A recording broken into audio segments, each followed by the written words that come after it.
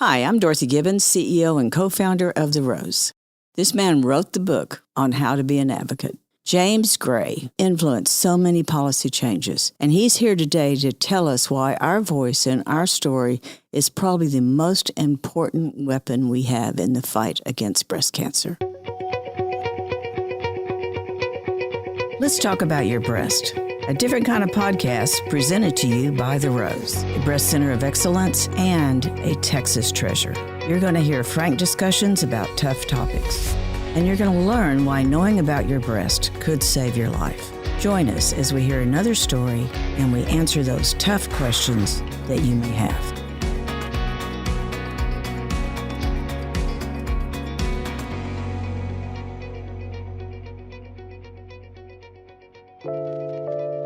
James Gray serves as a Senior Government Relations Director of Texas for the American Cancer Society Cancer Action Network.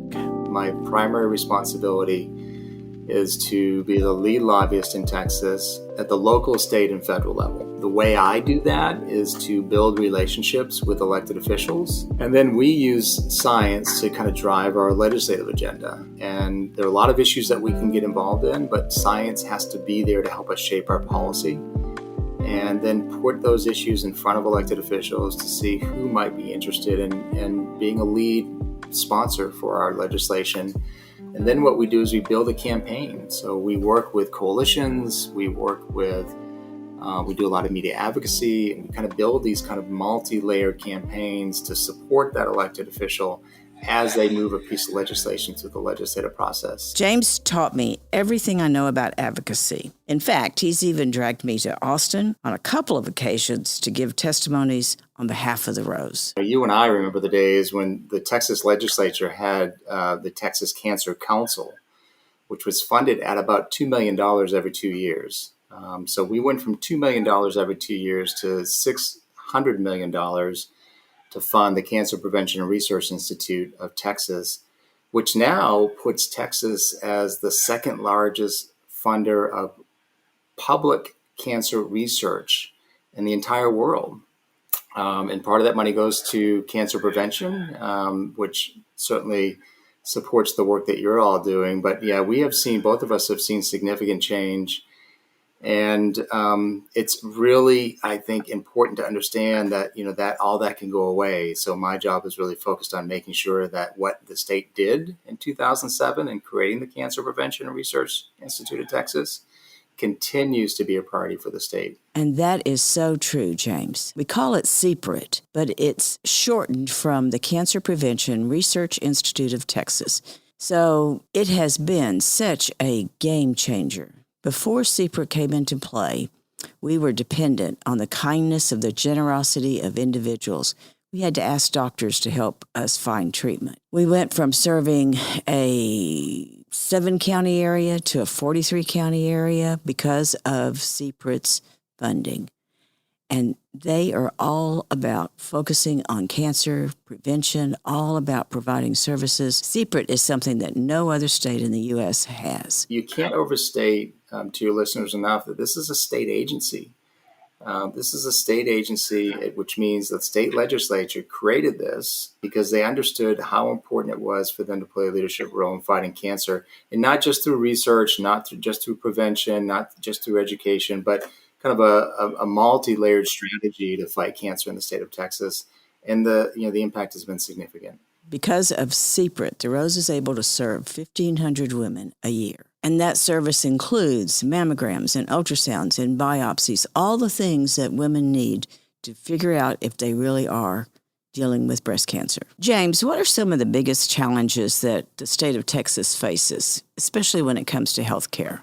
Well, there's some obvious ones, like, for example, we haven't expanded Medicaid. And we know that has the potential to impact a lot of vulnerable members of our state, citizens of our state. And states that have seen Medicaid expansion have seen a significant improvement in reaching individuals and underserved communities that traditionally wouldn't have insurance, and getting them into Medicaid and making sure they're getting the public health support they need, but more importantly, the screenings for cancer that will save their lives. And that's the biggest challenge. But, there are a lot of other challenges too. We work on, probably 100 bills every single legislative session that range from what is the role of insurance in our state to how do we treat and address the challenges that tobacco creates.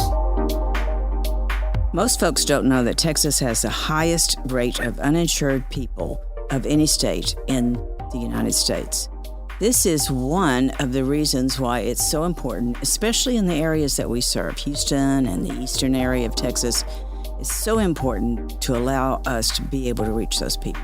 Some of those areas are dealing with a lot of unemployment, a lot of non-insured people, and it's a big financial burden for anyone to try and carry their own insurance if you're not working and don't have the financial means to pay for it. James has just given us a key component to getting uninsured Texans access to critical health care, and that's called You, the Voter. The agency was set up by the legislature, but then the legislature said to voters, you need to authorize the funds to fund this agency. So in 2007, they put a constitutional amendment on the ballot that asked voters to approve $3 billion in funding. And it passed with 64% of the vote. So it was one of the first times that's ever happened. It was really kind of an interesting campaign to be a part of. But more importantly, it just showed with that strong a vote in Texas, how important fighting cancer is to Texas voters. And so all of that, I think, is really great. And then what happened is the legislature asked the voters again to authorize another $3 billion. And that vote happened in 2019, and 64+% of the voters came out and supported it. And November ballot, when really the only things on the ballot were constitutional amendments. James, how well did Texas voters perform? Voters should be proud of what they've done. The legislature should be very proud of what they've done. We just, Dorothy, in a timely manner, the Finance Committee met and approved the preliminary ask by CPRIT to fully fund it for the next 2 years. So that'd be another $600 million for the next 2 years. Now, the budget still needs to go through a lot of different votes before it gets to the governor's desk. But I think there's really a clear understanding by the legislature that they did this and they are proud of what they've done, and they see the impact that this program is having. So it's been a fun project to be a part of, but more importantly, it's been a rewarding project to be a part of. And Dorothy, I can tell stories about the work you've done on CPRIT, but one of the most important things we can do to make sure it gets funded is to continue to tell that story about the impact CPRIT's having. And you've done that, and you've done that in the legislature really effectively. So we appreciate that. Thank you, James. It is always such an honor to be with you and to hear your thoughts. I'm going to share that sometimes being an advocate can be a little intimidating. You don't know the right words and you don't think your story is that important. And when you're talking to your volunteers, how do you prepare them to go and be an advocate and really talk about what's on their mind? Yeah, that's such an important question, because I would encourage everybody that's listening to figure out how what they're passionate about, particularly in the cancer space, and use that passion to influence policy. So it's important to remember, and we share this with our volunteers and our advocates all the time, that you are talking to people in the legislature, whether it's the member or the staff, that have been affected by cancer. Just for example, I went into an office the other day, and two young staffers, I was there talking about a colorectal issue. Two young staffers, younger than 30, said they get colonoscopies on an annual basis because of colorectal cancer in their family. And so it's really important to realize that you are talking to folks that have a similar journey to you, have family experiences that like yours. But more importantly, legislators and staff are there to do the right thing. And particularly in the cancer space, they want to get it right. And they want to know what an issue means to them and their district. So having somebody come in that can share a personal story is sometimes more effective than someone that can come in and talk about the science around cancer and kind of the innovation that's happening in cancer. So what we try to do is just help advocates understand what their story is. And being able to tell that story in about 90 seconds is really important. And once you do that, you become a very powerful advocate because you have a personal connection to the issue, which allows you to develop a personal relationship with that elected official, that staff member. Once you make that personal connection, even during the time that there's not a session going on, to know your local representative is so important. In fact, it was James's experience of losing a loved one to cancer that charted his path to the work he's doing in the cancer community. I lost my dad to tobacco when I was 25 and didn't really understand what you could do to shape public policy to impact tobacco and youth consumption, but started to learn more about the American Cancer Society through the volunteer work I was doing through Relay for Life, which is one of their fundraising events. And a job opened up, and I sat and just did a kind of informational interview with the hiring manager, and began to realize that the sadness I felt and the loss that I felt about my father, I could do something with that. I had a skill set that I could actually use to maybe keep his spirit alive, if you would. And so really kind of went into this work as a tobacco control advocate and really trying to figure out what we could do to drive down youth consumption of tobacco and really kind of marginalize the role that big tobacco has. And this was right about the time of the tobacco settlement in 1998. So it was a really kind of historic time to be involved, and a lot of legislation came forward that we could support and had some real progress on doing that. And, in 1998, a significant increase of a tobacco tax just wasn't heard of. Well, Texas has done that. In 1998, making communities smoke-free was unheard of. Well, you know what? Most of Texas has done that. And 1998, raising the age from 18 to 21 was unheard of, right? Well, Texas has done that. And all the stuff that we dreamed of has now happened. But we also have this new challenge with e-cigarettes, and we're trying to figure out how to marginalize the impact that these cigarettes are having, particularly on our youth. Every time I listen to you talk or any of the advocates, I think there's so much that needs to be done, but there's also so much we can do. I just want to reiterate about that part of being a voter and knowing the issues and also not being afraid to tell your story. I think that's been the magic of the American Cancer Society, that it's brought people together. It's helped them tell their stories. Decisions are not always top down. It was really your neighbor or your cousin or someone you knew going to Austin and talking about how important some of these bills were. And listening to them too. What are their priorities? And how can we help them on, with their own priorities? So, it is definitely a relationship building process. And our volunteers, we have volunteers that have been doing this for 40 years that know their legislators so well, they can pick up the phone and get to that individual in a way that I can't walking the halls of the Texas Capitol. And that's powerful for the work that we do. So when we hear folks say that their vote doesn't count, I think you've given us about 10 different examples of how much it did count. And just moving forward with CPRIT was huge. I know when I go to other states and they talk about, they don't have anything that'll help the uninsured, but Texas has something, and it's called CPRIT. And that's been a game changer. There's a lot of different ways to look at the investment that the legislature's made in CPRIT, right? But it really is building this biomedical infrastructure. And so bringing in, these well-known researchers from around the world to Texas is building out this kind of research hub, recruiting businesses to Texas that do product development and drug development is really critical to the state of Texas. So it really is building an infrastructure that just didn't exist, 15 years ago. And we are lucky now in Texas to have access to this infrastructure that not just benefits us, but it benefits the world. I sure am grateful, though, that they are focusing on cancer because we've seen a big change in that area. James, you talked a little bit about it was fun to be part of the 1998 campaign. When you end the day, what do you call a fun day? A fun day is when you get either a volunteer to understand how important they are in this process, or you get an elected official to understand what you're saying and why it's so important to their constituents. And that doesn't happen every day, right? I mean, there's some hard days because when you don't win and when you lose in this work, you can, it's very painful, right? There's some things. We have a big hearing on Wednesday that would allow for coverage of biomarker testing for Texans through their state regulated insurance and also for Medicaid recipients. That's a really important bill because it's about precision medicine, and we need protections through state law.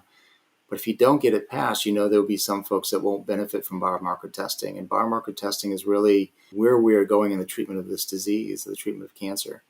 So trying to be positive, I would say it really is about shaping the discussion through a volunteer's voice that understands the role they play and, more importantly, how they can shape the change, and seeing that change or that elected official get affected by that work the volunteer has done. It's that grassroots work that will have the ability to sustain change over a long period of time. So one vote on one bill you certainly feel good about, but there's always something more to worry about when you have a vote, and that is, how's the next vote going to go? Is the bill going to get voted on by the governor or signed by the governor?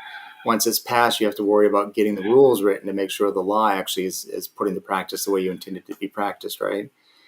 So a good day for me is really that relationship between me and the volunteer and the member, and getting to kind of witness the effect that has on the work that we do. Because of his work, James has inspired people across the Lone Star State to join in the fight against cancer. And that includes his daughters. We do fundraising events. They're part of that. And primarily so they kind of know why we work long hours and do what we do, right? But yes, it's been interesting. My daughter went to her first bill signing in 2011. It was a bill I worked on, but I took her just to give her that exposure. And she got probably 15 minutes with Governor Perry at the time. And she became an advocate on an issue that's important to her. That's now become a legislative priority in the state legislature with leadership. It's the menstrual tax, and that's now being something that's being promoted by the governor and speaker, and testified on the bill last session, and really understands kind of the power of public policy now, and is really kind of exciting to kind of see her take that on. My other two are expressing an interest in it. They're right in the middle of high school right now, so it's a little bit of a challenge. I've got my youngest, I think, is probably cut out of a lobbyist cloth.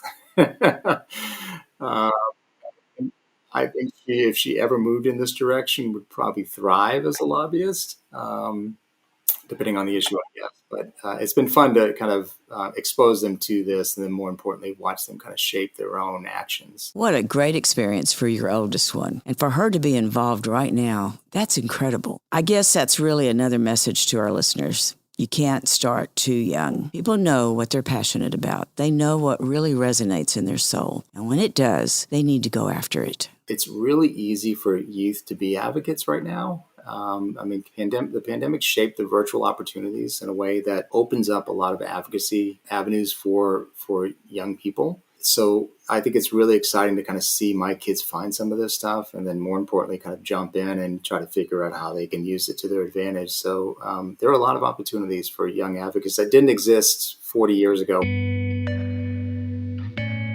And if that's not inspiring enough, James wrapped up our conversation with one of the most inspiring stories you'll hear all day. We were working on a bill in 2011. So chemotherapy was moving more to an oral format, right? So we're seeing more and more chemotherapy drugs come on, not as intravenous, but as oral equivalents. And so basically the insurance companies were treating them as a pharmacy benefit, which was really expensive for cancer patients. And we said, no, they needed to be treated like intravenous chemotherapy. So we built a campaign around this issue and worked with elected officials, and weren't getting anywhere in this one committee.